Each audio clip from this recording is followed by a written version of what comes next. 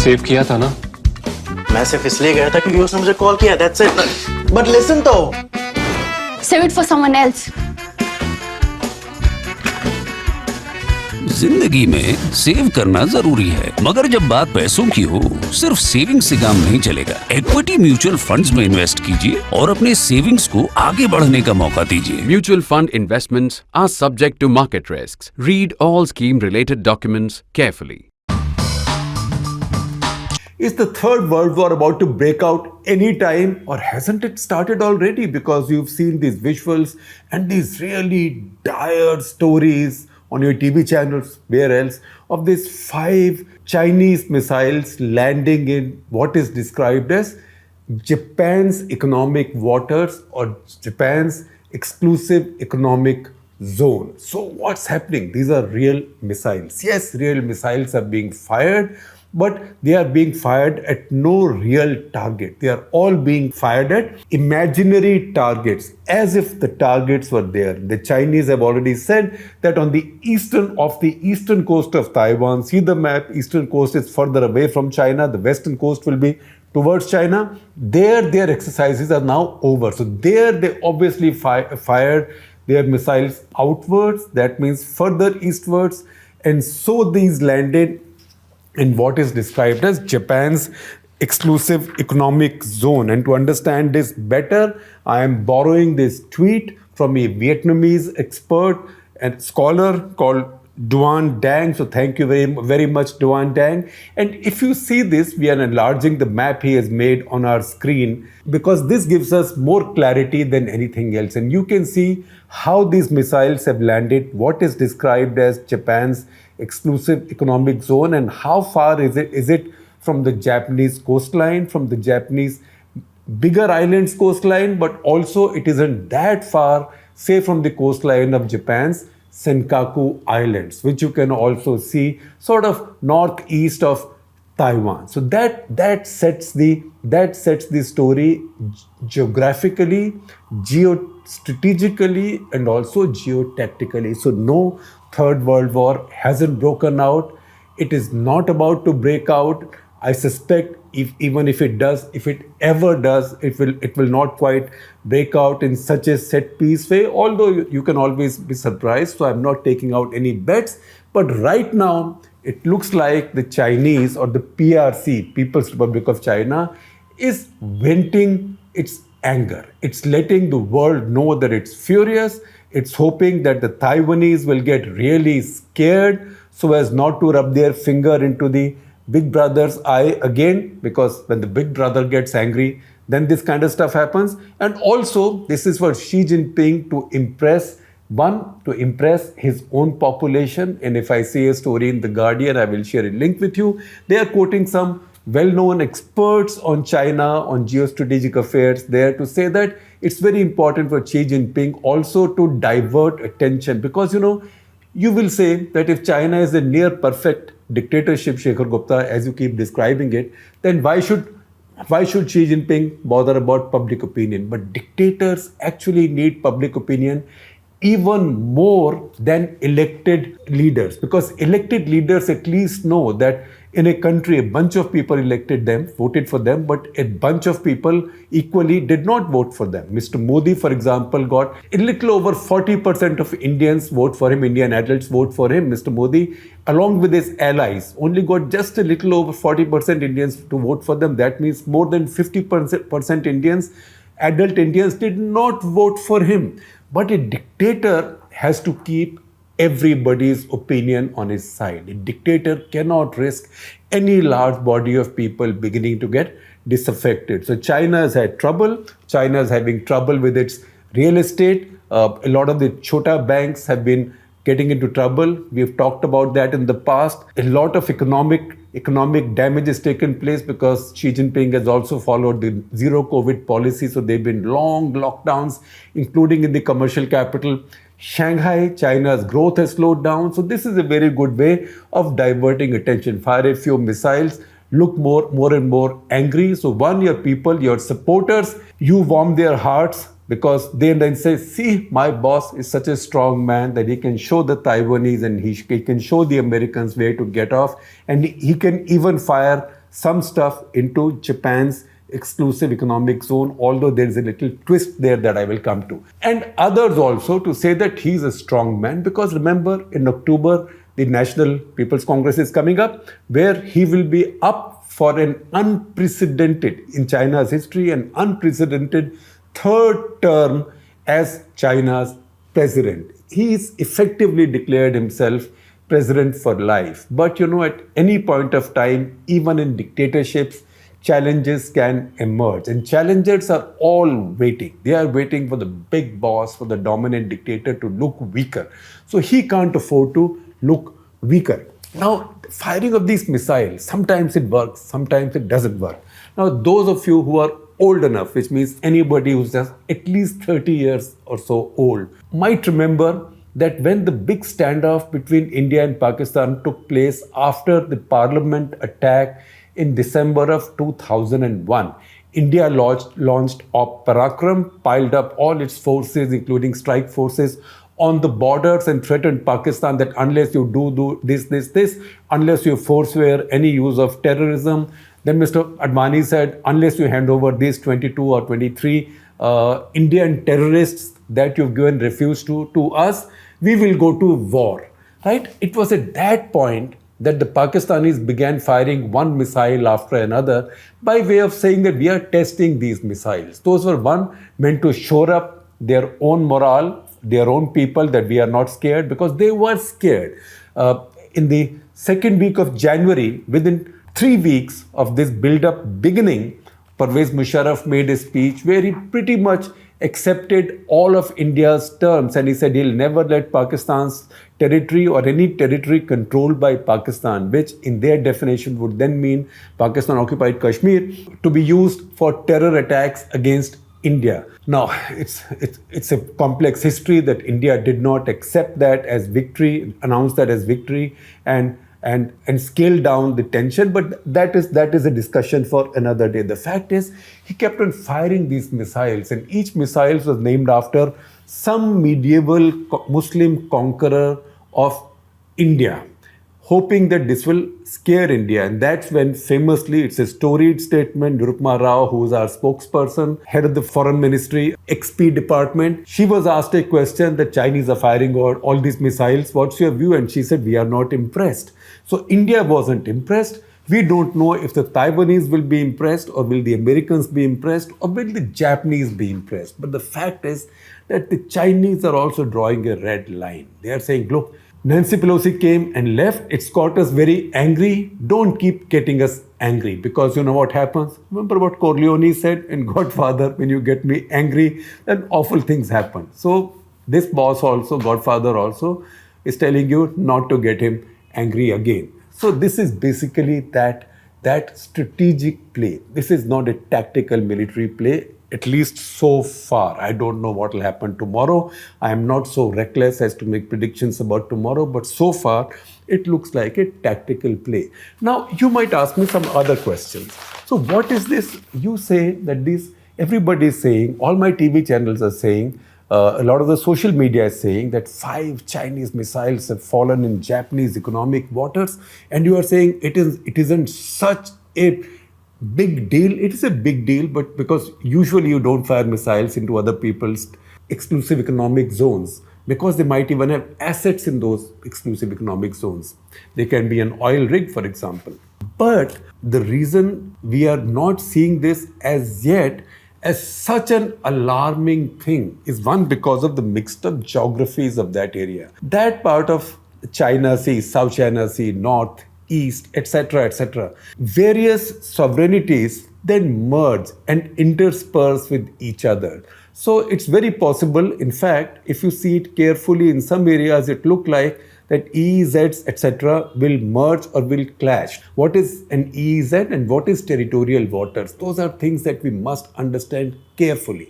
Now, territorial waters, which are absolutely your waters, which means if anybody comes in, you can detain them, you can arrest them, if they don't listen to you, you can force them to dock, so you can detain them, search them.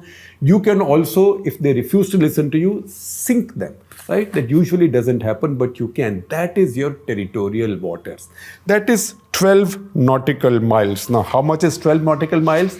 1 nautical mile is 1.508 regular land miles, as we call them. So say about 1.5. And what is a nautical mile in kilometers? So 1 nautical mile is 1.852 kilometers. So 20 nautical miles is 22.224 kilometers. So say just a little over 22 kilometers. That is your territorial waters. Then another 200 nautical miles is your exclusive economic zone, which means only you have the right, the preeminent right, to go and fish there, to go and look for oil there, to look for any underwater minerals or any other assets there, including to make energy from the water there in case tidal energy, etc., are available. So that's your exclusive economic zone. That is 200 nautical miles. Where does the 200 nautical miles begin? 200 nautical miles on the same measure, 1.852 kilometers to a mile is 370 kilometers. It's a lot of distance in the sea. So up to 370 kilometers, not from your coastline, but from the seaward edge of your territorial waters, right? So your territorial waters are about 22.224 kilometers. From there on, 370 kilometers. So it's on the far edge of that, in case of Japan, that these missiles have fallen. But thereby also sits a twist. I told you there was a twist. And the twist is that the Chinese have been claiming Senkaku Islands. Senkaku Islands are currently in Japanese control. They are uninhabited. And the Chinese carry out patrols. They are very provocative to the Japanese, saying these islands are ours. So this territorial water is also ours. And if the islands are China's, then also Chinese exclusive economic zone extends similarly 12 nautical miles plus another 200 nautical miles, which means 22.224 kilometers plus 370 kilometers from there. So in which case, the Chinese could very well say that we are only firing these missiles into our own exclusive economic zone. So this is a very mixed up and messed up region. We need to understand that. Now the fact is that the Chinese are upping the ante. Chinese are upping the ante as this is going on. Again, OSINT handles tell me that China's big aircraft carrier, that is Liaoning, it's come back to its home base. So maybe this is a message that, look, now push comes to the shove, or we decide to convert this psychological push into a physical shove, then we are keeping all our naval resources with us, because there is no way China can do anything to Taiwan unless they use their navy. So we don't know what the Chinese want to do, but as far as play acting is concerned, they are taking no chances. And it's very interesting that this has also happened as we are talking, as I'm recording today.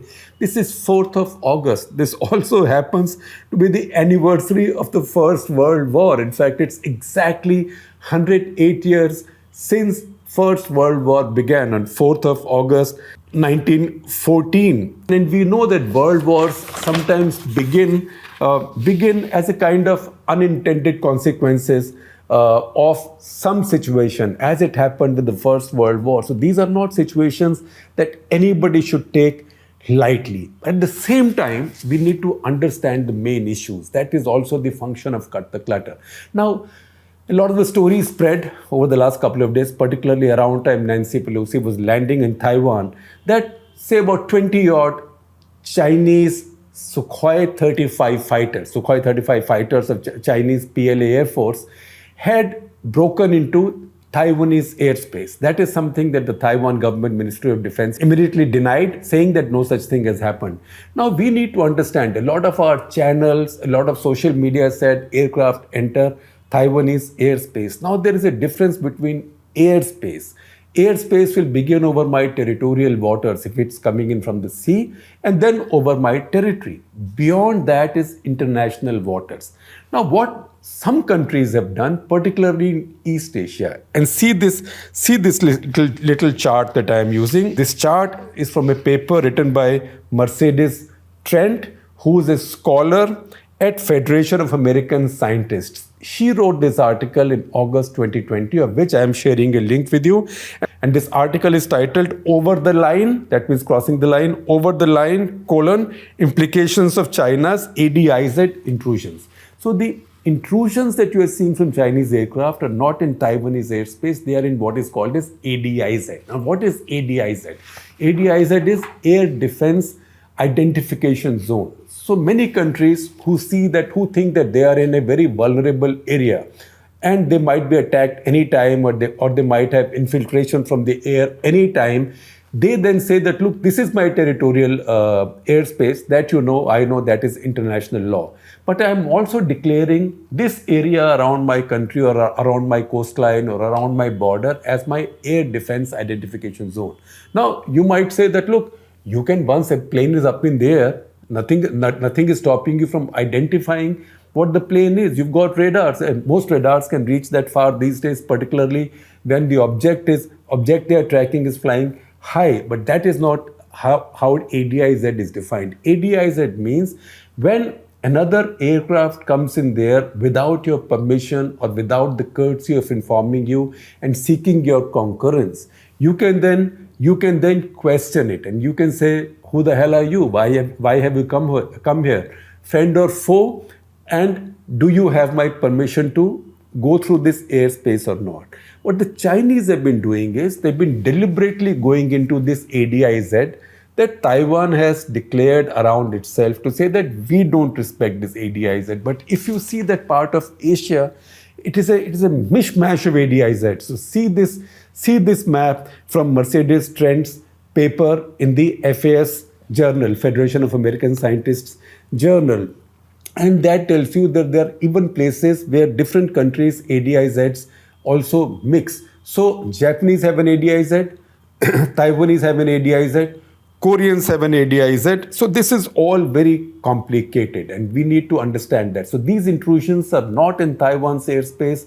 If that happened, I suspect something more dire might result from that. But right now, these are ADIZ. So those are facts, sharp fact that we need to understand very, very well and very, very accurately. Now, since we've come this far, and I don't think this Taiwan story is going away anytime soon, I can also tell you this war gaming about the Third World War is also a very successful pursuit for retired generals, admirals, etc. And some really fine books have been written looking at these possibilities. If I see what's going on right now in South China Sea and adjoining areas, this also makes me think about a book I've just read recently. And that's a book titled 2034, a novel of the next World War. And this is a book written by Admiral James Stavridis, whose column we've often carried from Bloomberg on the print. Now, James Stavridis was the Supreme Allied Commander at NATO. So he was an admiral of some consequence. He commanded the most powerful military setup in the world. So he knows also his likely adversaries and what the Russians have and what the Chinese have. And his co-author is also, in this case, an acknowledged novelist, that is Elliot Ackerman. So if you read this book, and I will not tell you anything more about the book or the story or how it ends and how it proceeds, but I will only tell you what you will find in any case on Admiral Stavridis' website. This book begins with USS John Paul Jones, which is a guided missile destroyer in 2034, carrying out a freedom of navigation patrol in South China Sea. What is the freedom of navigation patrol? Saying that these are international seas. I am going here. Jisne rokna hai, mujhe rok lo. That's like your Ashwamedh Yagya, that my horse is going. If you want to stop me, there'll be a war or there'll be a firefight. Come and try and stop me. So this is done all the time by navies. Indian Navy also does that in several of these problematic areas to say that these are international waters, right? And somebody else might have a claim, which is mostly the Chinese. So this American US Navy ship, John Paul Jones, which is a guided missile destroyer, that's carrying out a patrol, and its commander, who's Commodore Sarah Hunt, a woman commander, she notices that there is an unflagged trawler which seems to be distressed, and obviously she gets her ship to try and help this trawler. At the same time, a US Marine Corps F-35 stealth aircraft is flying very near the Iranian airspace, and the pilot there, who's Major Chris Mitchell, call sign Wedge. Now everybody's seen two Top Guns, so we know what a call sign is, Maverick, for example. So Major Chris Wedge Mitchell is driving his F-35 and checking out Iranian airspaces to see if his new stealth technologies are working or not. And next moment, this US guided missile destroyer is sitting on the bottom of South China Sea, and Major Chris Wedge Mitchell is a prisoner of war in Iran. So what's happened is that Iran and China have colluded, and they've used a new kind of cyber warfare to bring down two of America's most wanted, WAUNTED, most wanted assets. And that's how this world war begins. It's a novel, it's not a reality, but if you see what's happening here, you know that the whole world, the entire bunch of strategic experts now see South China Sea as a likely area of the next conflagration. And to that extent, the focus is shifted from Europe, because the last such book was written in 1978. And I was very young at that point, obviously, and I read that book with my eyes wide open and my mouth open, right? Like such a thing can happen. And that book also was written by a Western military commander who was General Sir John Hackett. The book first came out in 1978, and a sequel with radically different conclusions came out in 1982. That also was future gazing about the next world war, and that next world war was set in 1985. So that book was called, so the original title was The Third World War, 1985. That is something that went completely wrong, because that's where the Soviet power and the Western powers clash and two cities are nuked. So Birmingham in Britain is nuked, and in retaliation, then NATO and Britain nuke Minsk, which is now the capital of Belarus, which is a sovereign country of sorts, or the kind of vassal state of Putin's Russia at this point. So those two cities are vaporized by nukes, and later those are turned into museums of peace. So one is called Peace City East, that is Minsk, and the other is called Peace City West, that is Birmingham. So this kind of fantasizing, this kind of future gazing on the possibility of a third world war has been there for a long time, has been there for almost 5 decades now, except the area of focus or the locus of this likely conflagration has shifted from Europe to South China Sea, or areas around South China Sea and East Asia. And these couple of days developments underline that point.